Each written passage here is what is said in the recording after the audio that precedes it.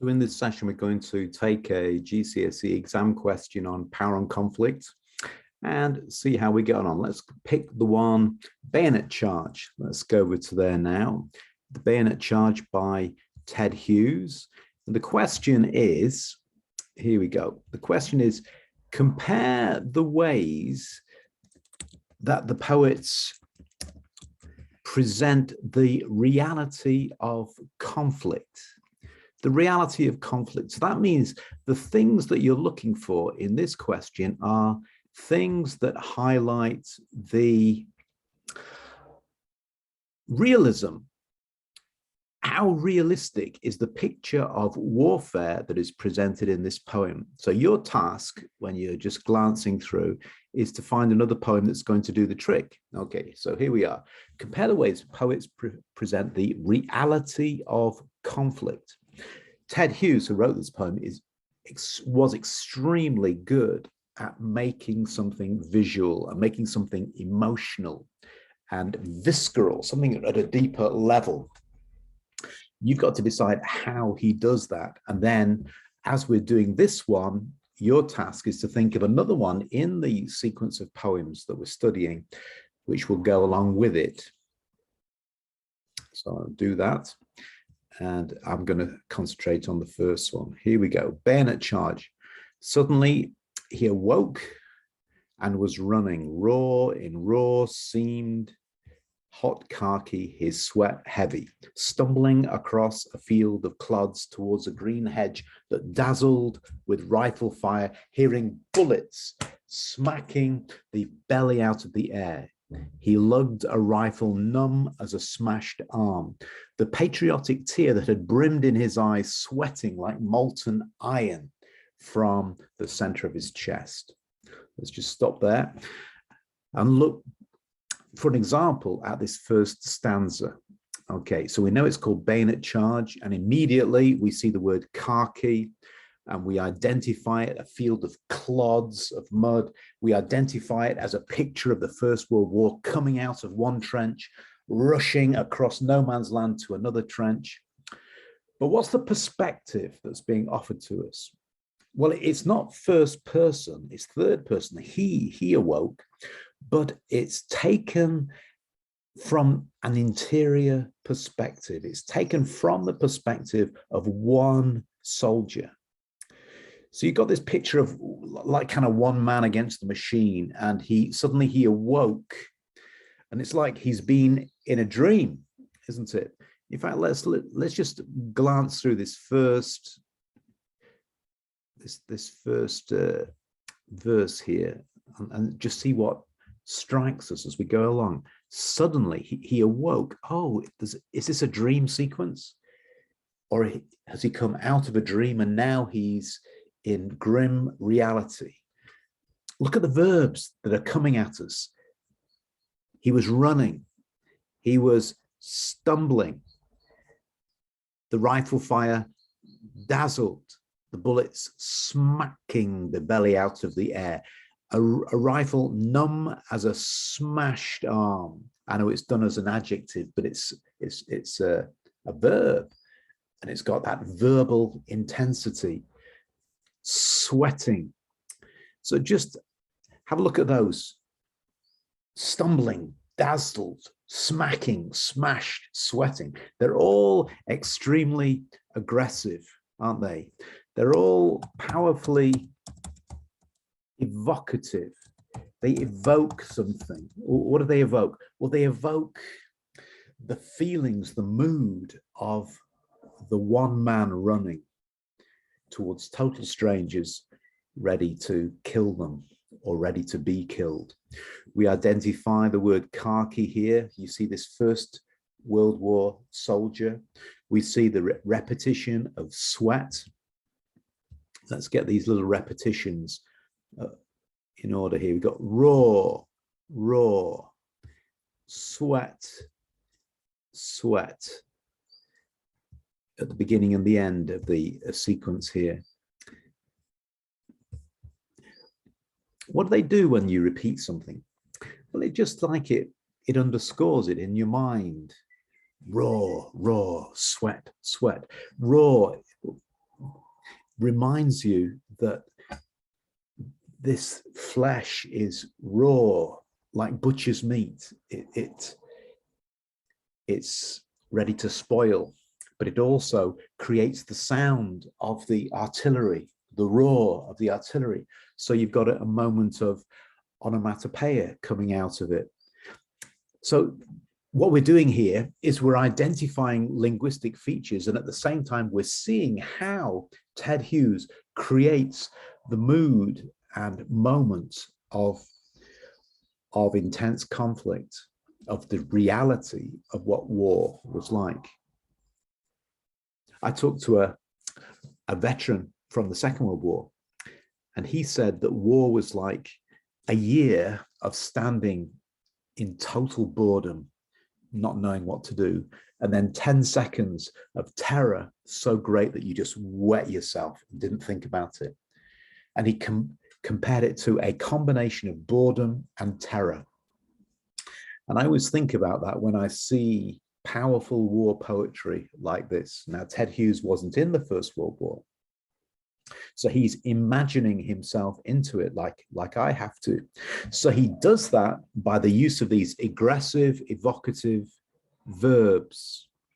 Okay, smacking the belly out of the air. If you hear some phrase in this that you don't quite understand, don't worry, but just register it and allow yourself to respond to the feeling of it rather than the how can I precisely define what that means. What about this bit where it says a rifle numb as a smashed arm? Well, I guess the first thing that you have to think about here is that that's a repulsive thing to talk about. But we're dealing with circumstances where everything was repulsive, everything was horrific, where corpses were lying around on the top of the ground. And it's like I'm holding this rifle, but it could be just like holding an arm. My arm may soon be smashed. I may still be lying like that guy over there in a moment. And then the last thing here, the field of clods. Wow. Who are the clods? Is it the mud underneath my feet, or is it the men running across the mud? We're all ashes to ashes, dust to dust. We're all part of this same cycle of life and death. Okay. And the last thing in this passage, in this stanza, is the patriotic tear that had brimmed in his eye, sweating like molten iron from the center of his chest. So what started off as patriotism has now turned into sheer adrenaline and fear. Both of those at the same time, 50-50, yeah? Adrenaline and fear. He's doing his duty, he's running, but he's raw. This is new. This is a new sensation. So in a variety of ways, we've just looked at the first stanza. We've seen the verbs. We've noticed how evocative, how emotional, what emotions they give rise to. Let's just move on. Okay. Second stanza. In bewilderment, then, he almost stopped. In what cold clockwork of the stars and the nations was he the hand pointing that second? Okay, the cold clockwork of the stars and nations. Makes you think of those sergeants who are holding on to their stopwatches and saying, or blowing the whistle, go, go. You're part of somebody else's agenda, and now you're up and running. You don't understand. Ours not to reason why, ours but to do or die. And I have become part of a bigger thing than I'm in myself. This is not to do with me and my feelings. I am part of the clockwork of the nations. Somebody told me what to do. But I'm part of it. The clock is ticking, and now I've become the hand of the clock. I'm pointing, and the clock is almost stopped. You think of like a stopwatch. Okay, and then the explanation. He was running like a man who has jumped up in the dark and runs, listening between his footfalls for the reason of his still running, and his foot hung like statuary in mid-stride. like a statue, like a mannequin challenge, stopped, frozen, like a deer caught in the headlights of an oncoming car, or a fox. Something bigger and more powerful is coming at you and you don't know what to do, so you stop in bewilderment. So you see how the language is expressing the emotions of something that you don't quite understand, that's something that's bigger than you. And isn't that the essence of warfare? Listening between his footfalls for the reason of his still running. Why am I doing this? What am I doing? Soon I will pull my rifle round and I will shoot and kill a total stranger. What am I doing? I'm caught in the cold clockwork of the stars and the nations. Okay, and the last scene, here we go. Then the shot slashed furrows, the parts of the mud, the trenches, slashed by the bullets and missiles that are coming across, all churned up mud. The shot slashed furrows, threw up a yellow hair that rolled like a flame and crawled in a threshing circle. Its mouth wide, open, silent, its eyes standing out. Is that literal or is that metaphorical? Is the yellow hair is like an animal that's been caught in the middle of the conflict, rolled like a flame, crawled in a threshing circle, its mouth wide, open, silent? What's the poet doing here? Now we know that Ted Hughes had a great deal of time for wildlife, and many of his poems are famous for the references to animals and birds in particular. And here we have a picture of, well, what's it a metaphor of? Is it a metaphor of the man himself, caught in something too big to understand? Like, how can an animal understand all this terror and noise and violence around him? Crawled in a threshing, its mouth wide, open, silent, its eyes standing out. It's horrific, isn't it? And of course, that's the point. That's the point. This is inexplicable. This is terrifying. Imagine, if you will, an animal that can't understand what's happening. And now transfer that empathy for the animal onto the soldier himself, who, like the animal, is crawling around looking for the reason for his still running. What am I doing? This is insane. Okay. He plunged past, so the soldier plunges past the hare with his bayonet towards the green hedge. The green hedge is where the enemy, remember, dazzling rifle fire coming from the green hedge. And then king, honor, human dignity, etc., dropped like luxuries in a yelling alarm to get out of that blue crackling air. Rifle fire coming all around, is crackling with death. His terrors touchy dynamite. Okay, what do you see there? Well, we see that everything is like giving way. My sense of king and honor, you know, the patriotism that once made me cry, that my eyes brimmed with patriotism, there'll always be, you know, now it's just become molten iron in my chest. And now king and honor, that's all to one side. I'm not thinking about anything except these next few seconds. And then human dignity. How can you maintain an understanding of human dignity when you see corpses lying around you, people that you knew, people that you joked with half an hour before?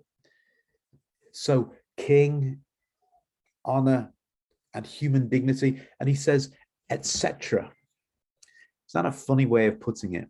He just like saying, you know, all that stuff is now gone.